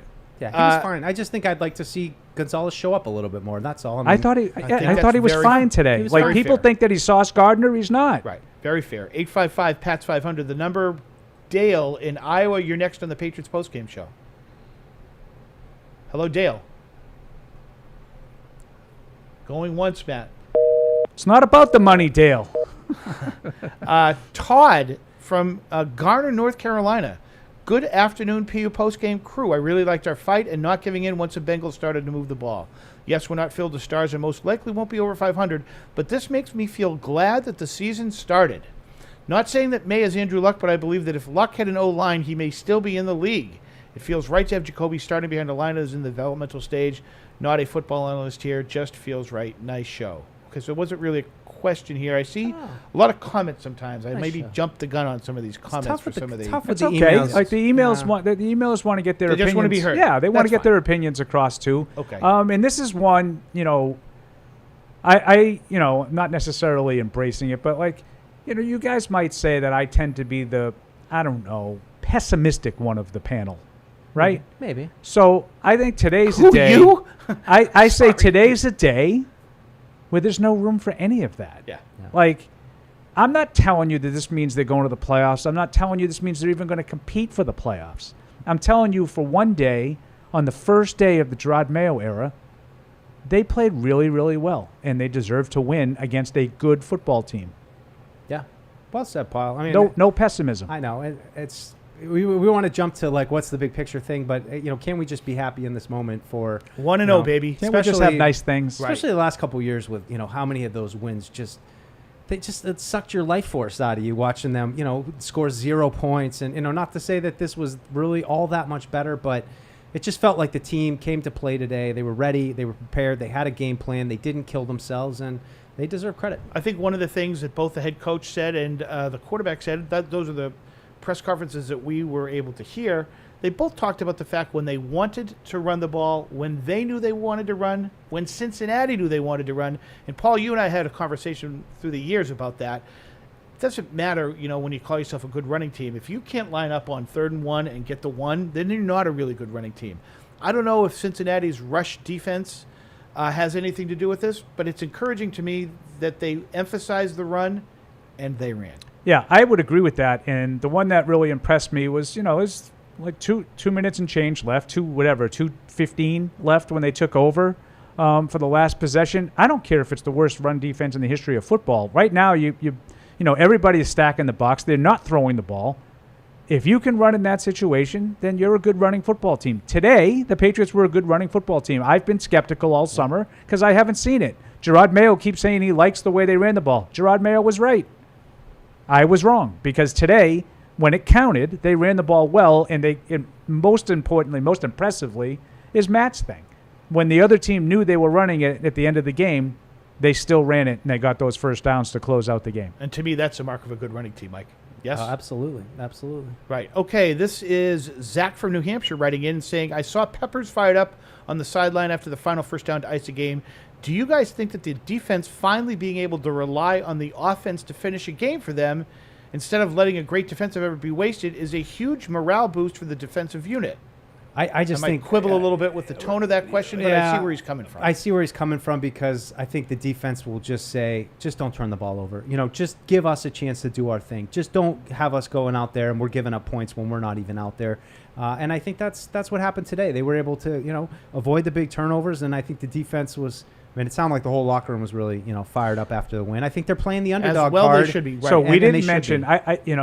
Maybe it was just interesting to me, but I thought the takeaway from Jacoby Brissett's press conference was when he talked about Stevenson saying how he just said, "I don't want to run any more of those zone plays. I just want to run gap. I just want to run power. I want to like." And that to me, again, I don't pretend to be an all 22 guy. I bristle at the all 22 guys, but I watch. That away, Paul. I watch Stevenson, and I don't necessarily see that guy that wants to run laterally. I don't think he wants to go parallel to the line of scrimmage, put his foot in the ground, and make his cut. He's not like he's a power guy, and I think he wants to get going north and south. Now, he made some really nice runs. The one that I talked about earlier in the show at the end, where he makes the two guys in the backfield miss with a little shimmy to the side, that was really shifty. But I think he's going to make his living running between the tackles, north powering, and then breaking tackles and getting into the clear. And I'm not surprised to hear him say he didn't want to run any more of those zones. And he looks to me like, if I could steal one here, I'm not saying he's as good. When this guy was good, he was really good. I don't like it when he's Le'Veon Bell back there. Le'Veon Bell used to wait, used to be patient, and then hit the hole. I don't think that plays to Ramondre's strengths when he does that. That's my point. He looks like a fish out of water. There's a lot of guys that are very comfortable in that with that style. And, the Broncos did it for years with Mike Shanahan. Yes. They always, Alandis Gary and Mike Anderson and those guys, Terrell Keep Davis, rolling obviously.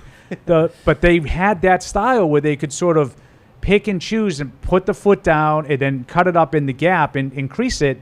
I don't think that's Stevenson's style.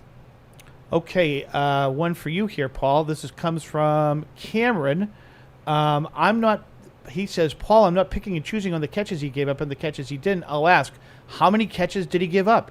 You seem like he gave up a ton of yards elsewhere. I didn't see it. I didn't say he gave up any yards. Right. I hear what you're saying, Paul. I'm not saying he gave up yards. I'm saying you can't credit him only for the plays that didn't go to Jamar Chase and then say that they were in zone on the plays that did go to Jamar Chase. That's all I'm saying. But 6 for 62, anybody would sign up against Jamar Chase. If you told me before the game, T. Higgins isn't going to play and you're going to allow 6 for 62 for Chase, I actually would have said, under normal circumstances, that's unbelievable. Today I would have said, I don't see Chase catching 6 passes. But what happened is the Bengals got in trouble and had to play Chase more than they probably thought they were going to. Right. And he stayed in the game. But 6 for 62 for an all-pro, that's fine. But just don't tell me that he locked him up. That's all I'm saying. There's a difference between, comparing him to Deion Sanders and saying 6 for 62 is not bad against Jamar Chase. 855-PATS-500 is the number here. In my Stacey James voice, we have time for one more call. And let's go out west to Kevin in San Francisco. Kevin, you're next on the Patriots postgame show. What do you got? Hey, guys. How we doing? Hey. Good. How are you? So I was out at my local Pats bar here in San Francisco, and pretty good crowd considering, the state of the team, not like the old days, but pretty good crowd. And what was interesting was at the end of the game, when they were up 16-10 and the Bengals got the ball back, to a man and a woman in that bar, everyone was like, great, we won. And I'm like, what are you talking about? It's like, well, if we hold on to win, we win. If the Bengals go down and score and we lose by 1 point, it reinforces the point that you can't be having your quarterback throw for 121 yards and be a good recipe for moving forward with this team. So anyway, I just found it very interesting that people were like, either way, we win. Thanks for the call, Kevin. That's kind of an interesting comment there. I don't know. I don't buy it. I would have just been, disappointed with a loss. I mean, I just think that, especially if they lost on if the Bengals took the ball in the last 3 minutes and went down to 117-16, that would have been a gutting loss. All right, we're getting ready to wrap things up here in a second, so we're going to go around the horn here. The Patriots 1-0 after beating the Bengals in Cincinnati 16-10. They come home next week for their home opener against the Seattle Sea Puppies, who right now are in a dogfight with the Denver Broncos. Denver on the road in Seattle, leading by a point, 10-9, as the second quarter is ticking down. A couple of 2-run homers by the Broncos have given them the lead. Initial thoughts when you look at the game for the home opener, Mike? Yeah, DK Metcalf, I think, is my first initial thought. I mean, he's an excellent receiver. He's really big. He's fast. He gets down the field. So, all the people wanting to see a little bit more out of Christian Gonzalez or more of him, I think it'll be a good opportunity to see that. And just generally, Geno Smith, is as you can see, they're struggling a little bit today to put up points. So I don't know. I think it's another opportunity for the Patriots. That's my initial. I think it's a great opportunity in the home opener. Seattle was in, full disclosure, Seattle was the one game I had in the first 8 that I thought the Patriots would have a chance to win. They have already exceeded that with the win today, but I don't know enough about the Seahawks. I know they have a lot of young guys. Well, you're going to have to look at the tape. I get it. No, I won't look at any tape, but I don't know enough about their personnel. They've really turned it over in recent years. They have a whole new coach and system, so I'd be looking forward to learning a little bit more about the Seahawks. So I want to reiterate what you just said there, Paul. I know your shows have circled the Sea Puppies game on the calendar as, well, this is maybe the only one of the first however many that you're going to get that we see having a chance to win. Yep. I felt like they were going to be 1-8 going to London or whatever the amount of games was. London and Seattle was the game I had targeted. So now this is big. This is a big chance to get off to a 2-0 start. I think you have it all right in front of you. You have a team that's got to go 3,000 miles and play on the East Coast at 1 o'clock. Some people think that's a big deal. I don't know what Seattle's history is in that situation. But Patriots have, I think, a huge opportunity to get out of the gate 2-0. Yeah, just a couple other things I'd point out. Mike McDonald, new head coach, was the defensive coordinator at the Ravens last year. Known for a lot of Patriots-style defensive scheme, spinning the dial, people walking around, who's coming, who's going, you don't know. So that'll definitely be something for Jacoby Brissett and the offensive line to figure out. A couple other pieces, though. Jackson Smith-Njigba from Ohio State was, pretty highly regarded, as well as I think Tyler Lockett's still there. And just too, to let so. everybody know, this Broncos game, the Broncos have the lead. They've done next to nothing on offense. They have 8 of their points on defense. They had a pick 3 early in the game and 2 safeties that they've cost. So, to Mike's point about Mike McDonald, he's a guy known to spin the dial a little bit. I'm sure he's in the head of rookie Bo Nix right now. Well, as we wrap things up, let's wrap it up with a 4-letter word: hope. We saw hope today in Cincinnati, folks, and that's a good thing. It's a good thing to walk away with a win in Week 1. The Patriots beat the Bengals 16-10 in Week 1. They're 1-0 in the season. They will return to Gillette Stadium next week to take on the Seattle Seahawks. This has been the Patriots postgame show presented by DraftKings. For Chris Judge and Josh Davis on the video side, for Matt Morrell and Matt LePan on the other side of the glass, for Mike Dussault and for Paul Perillo, I'm Matt Smith. Thanks, everybody. Once again, your final score from Cincinnati: the Patriots 16, the Bengals 10. Have a great week, everybody. Thank you for downloading this podcast. Subscribe on Apple, Google Play, and everywhere else you listen. Like the show? Please rate and review us. Listener comments and ratings help keep us high in the podcast rankings so new listeners can find us. Be sure to check Patriots.com for more news and more podcasts.